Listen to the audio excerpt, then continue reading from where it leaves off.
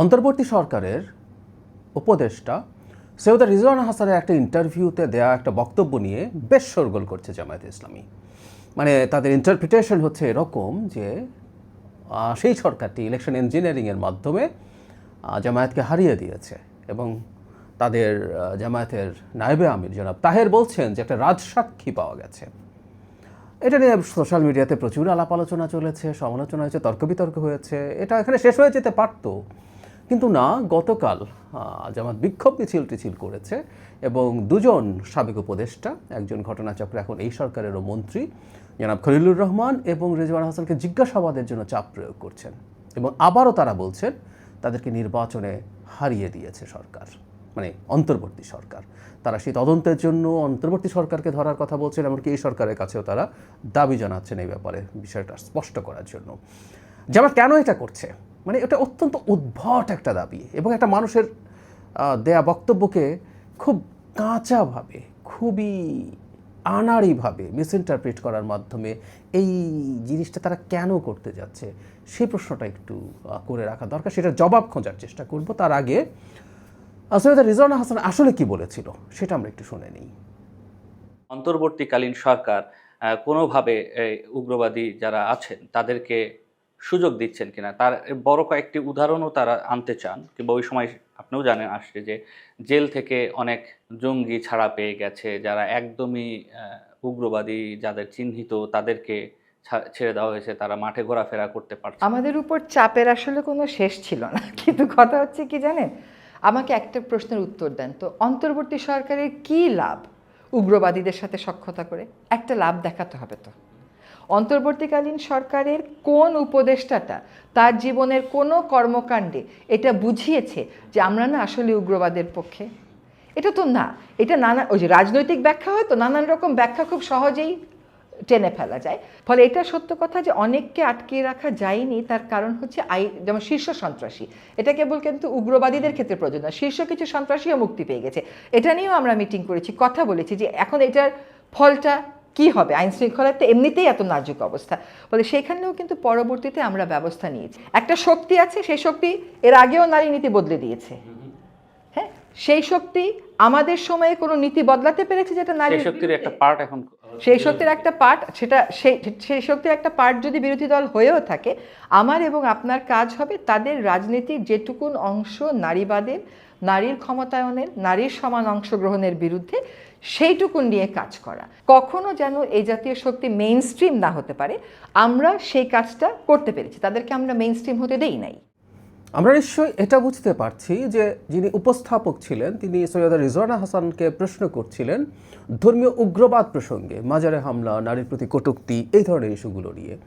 তখন তিনি কিভাবে তারা জেল থেকে বেরিয়ে গেল সেই আলাপ যেমন করেছেন।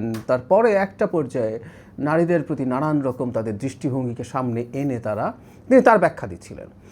একটা পর্যায়ে আপনারা শুনেছেন, তারপর আমি আবার একটু বলছি, একটা পর্যায়ে উপস্থাপক তাকে বলছেন তাদের একটা অংশ তো এখনও বিরোধী দলকে ইঙ্গিত করছেন। তখন রিজওয়ানা হাসান এটা বলছেন যে তারা, মানে যারা বিরোধী দল আছে, মানে জামায়াত ইসলামীর প্রতি ইঙ্গিত ছিল, দ্যাটস ফ্যাক্ট।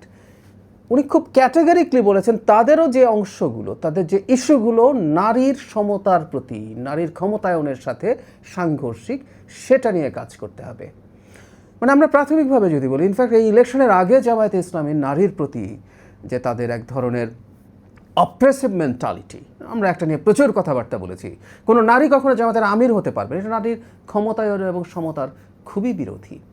এটাকে কে কীভাবে ইন্টারপ্রেট করবেন ইজ ডিফারেন্ট ডিবেট, কিন্তু এটা যে নয় এটা তো ফ্যাক্ট। সুতরাং জামায়াতে ইসলামের এই অংশগুলো নিয়ে রিজওয়ানা হাসানের চিন্তা, তার ব্যক্তিগত চিন্তা হচ্ছে সেটা নিয়ে তাদের ফাইট করা দরকার আছে, করতে হবে। আবার তিনি ফিরে যান আসলে উগ্রবাদের প্রসঙ্গে। তখন তিনি একটা কথা বলেছিলেন যে তাদেরকে আমরা মেইন স্ট্রিম হতে দেইনি। খুবই ইন্টারেস্টিং একটা ব্যাপার হচ্ছে এই যে মেইন স্ট্রিম হতে দেইনি, মেইন স্ট্রিম হওয়া মানে কি? কাকে মেইন স্ট্রিম হতে দেননি?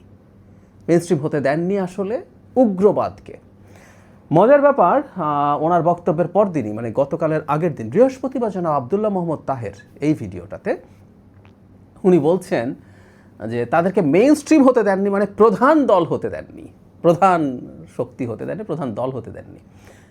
মূলধারা শব্দটা উনি বলছেন, মেইন স্ট্রিমের বাংলা মানে মূলধারা, মানে প্রধান দল, মানে ইন্টারপ্রিটেশনটা আমরা খেয়াল করি। আমি বলছি না, খুবই কাঁচা এবং খুবই আনাড়ি এক ধরনের ন্যারেটিভ তৈরির চেষ্টা।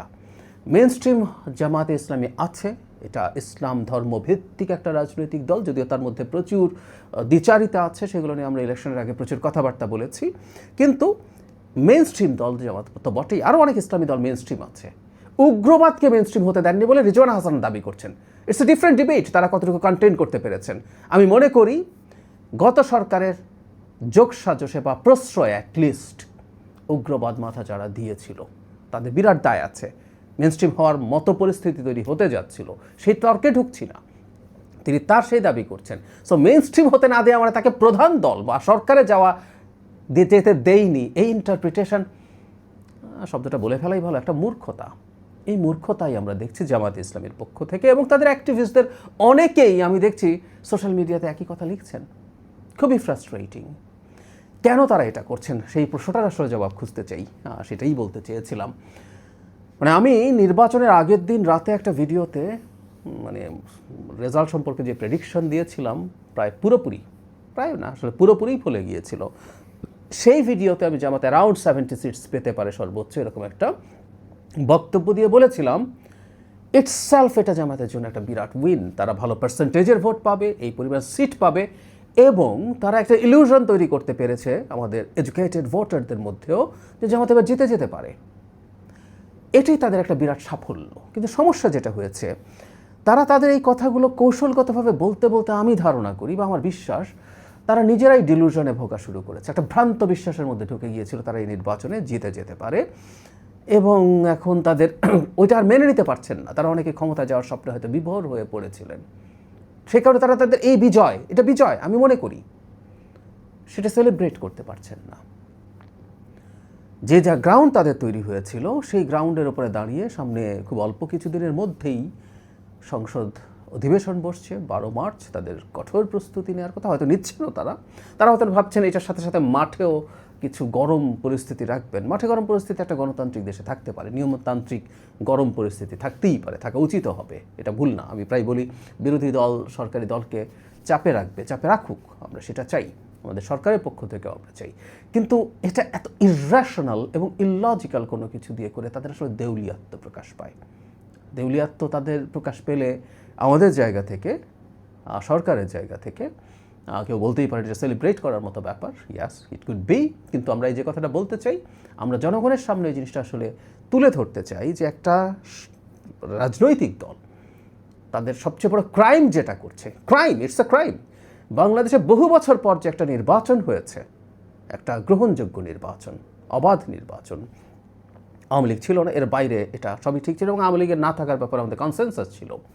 সেই নির্বাচনটাকে প্রশ্নবিদ্ধ করার মাধ্যমে, সেটা একবার দুবার মুখ রক্ষার জন্য রেটরিকলি বলা আর এখন ক্রমাগত বলে যাওয়া, মাঠে থাকা, এই জিনিসগুলো করে আসলে এই রাষ্ট্রের ক্ষতি করা হচ্ছে। আমরা জনগণকে এই জিনিসটা ধরিয়ে দিতে চাই। জামাত যদি একটা গণতান্ত্রিক শক্তি হয়ে থাকতো, এটা গণতান্ত্রিক শক্তি, সে গণতন্ত্রের সাথে আসলে ম্যাচ করে কিনা আমার সিরিয়াস ডাউট আছে। জামাত গণতান্ত্রিক দল বলে আমি বিশ্বাসই করি না। সেটা নিয়ে আমি আমার কথা আগেও বলেছি, আমি ভবিষ্যতেও বলবো। কিন্তু যে কথাটা বলতে চেয়েছি আসলে, জনগণের সামনে এই নির্বাচনটাকে প্রশ্নবিদ্ধ করার মাধ্যমে তারা একটা মেজর সংকট তৈরি করার চেষ্টা করছেন। এই মেজর সংকট তৈরি করা এই রাষ্ট্রের জন্য ভালো হবে না। জনগণের আসলে এই ব্যাপারটা বোঝা উচিত, মাথায় রাখা উচিত। এই দলটা দেশের গণতন্ত্রের ক্ষতি করার চেষ্টায় আছে।